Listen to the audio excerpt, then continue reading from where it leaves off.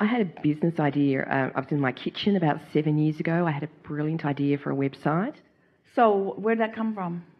It just came out of... I teach violin. But where did it come from? Were you in the receptive mode, do you think? I definitely must have been. Had it been in that vortex? And then you received it? It was a brilliant idea 7 years ago? Yeah? And then what? I started trying to develop it, and I kept running into roadblocks on the details. I think I'm in a better place now with running the business, but I was wondering whether you could help me get some clarity on but it. Here's something that we really want you to hear in a powerful way. All of you. If you had a brilliant idea 7 years ago, and you still remember the impact of that receiving moment, and then roadblocks happened, and so it didn't really develop yet, wait for the next idea. Wait for the next idea. That was part of my question, because since then I've had other ideas. Well, you see, it's time to get an idea once the receptive mode is stable within you. Because think about what's been happening. And we're talking about most people. Usually not in the receptive mode, usually not in the receptive mode, usually not in the receptive mode, usually not in the receptive mode. Stumbled into the receptive mode, got an idea. Bam! But couldn't bring it to fruition because didn't understand that it was now a thought that would turn to a thing. You didn't know then what you know now, is what we're saying.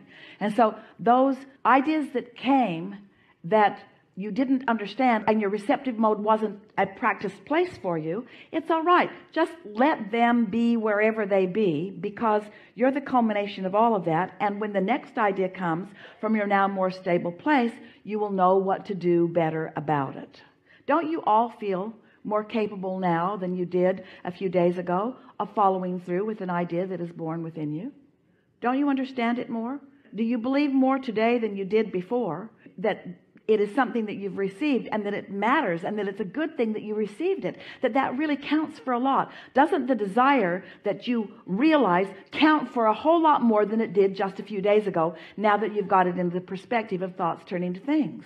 Wouldn't you say that about yourselves? We would. We can feel that clearly within you. And so that's why we say the next idea that comes, it's not likely that you will crush it with doubting beliefs. The next idea that comes, it's more likely that you will allow it to just unfold, and that the inspiration that you feel will lead it to something that feels good. You're in an entirely different place. You no longer feel that you're proving yourself with your desires. You now are understanding that you've come as a creator, and that creative juices are flowing, and that your inner being is the juiciest of all the creative juicy flowers. That there is juice flowing from your inner being, that your inner being knows where you are. Your inner being knows where you are in relationship to everything that you want. Your inner being knows what the path of least resistance is. The path of least resistance, in other words, your inner being knows what beliefs are in your way and how to guide you around them. Have you ever thought of path of least resistance like that before? Your inner being knows what beliefs you hold that are dream crushers. Your inner being knows what beliefs that you hold that are in the way, and knows how to guide you around those if you will just let being in the receptive mode be what matters most. Doesn't that feel good to you? Don't you want to respond to inspiration? Wouldn't you all like to, in a way, go back and relive with your parents? Why aren't you doing that? Because I don't want to. I'm not feeling the inspiration about it, so I'm not going to do it. Our cluttered friend, we don't want her to clean up her mess until she feels inspired to do it. So we want to say, don't do it for us, don't do it for anyone else, do it out of the inspiration that comes.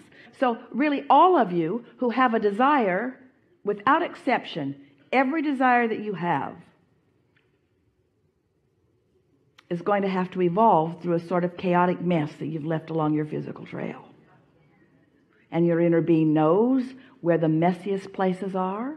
Your inner being knows how to help you navigate through it. Your inner being knows what thoughts will take you through it clearly. Your inner being knows what rendezvous with others are the path of least resistance. Your inner being understands all of that, you see. Don't you feel more optimistic? Do you feel more optimistic?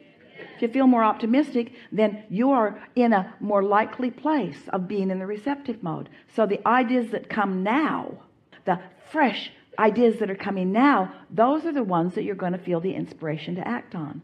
And a lot of the ideas that are coming now will be dovetailed with ideas that you've had before. Your desires never go away, but a fresher path is unfolding. That's really what we mean to say. The new idea will bring with it a fresher path for you to accomplish everything you've been meaning to accomplish all the days along your physical trail. How about that? This fresh new idea is the newest path of least resistance to get you to where you've always wanted to be.